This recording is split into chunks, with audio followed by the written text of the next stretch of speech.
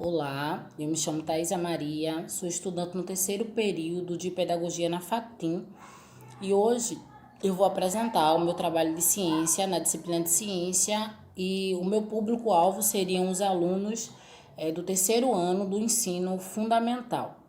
Eu vou falar um pouquinho sobre os animais, em especial os animais vertebrados. Então, o que seria os animais vertebrados? Animais vertebrados são os animais que possuem coluna vertebral, possuem o crânio e a coluna vertebral, que justamente essa coluna vertebral é que dá sustentação ao seu corpo e protege os seus órgãos internos, como o coração e o pulmão. Então, eles têm essa característica aí de possuírem coluna vertebral e isso é que fazem eles se assemelharem. Porém, eles têm outras características que os diferenciam. Por isso, eles são divididos em 5 grupos. Então, a gente tem os mamíferos, as aves, os anfíbios, os répteis e os peixes. E eu vou falar um pouquinho da característica de cada um para que vocês entendam. Vou falar um pouquinho sobre os mamíferos. Os mamíferos são os animais que mamam. A característica desse grupo é possuírem glândulas mamárias, que é o que produz ali o leite. Os seres humanos são um exemplo de mamíferos, mas a gente tem os cachorros, os gatos, os leões, né? Geralmente, os mamíferos possuem um corpo coberto por pelos, que protegem, né, a sua pele e o ajudam ali a combater o frio. Porém, não é uma regra, não. A gente tem a baleia, por exemplo. A baleia, ela é um mamífero aquático. E o morcego é o único mamífero que voa, certo? Vou falar um pouquinho também sobre as aves. As aves, elas têm o corpo coberto por penas.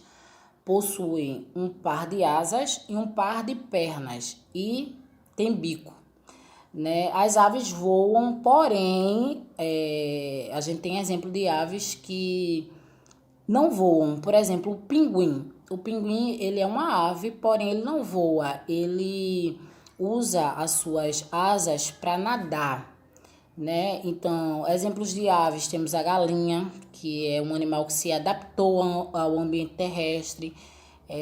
Temos o pato e os pássaros em gerais, né? O beija-flor são exemplos de aves.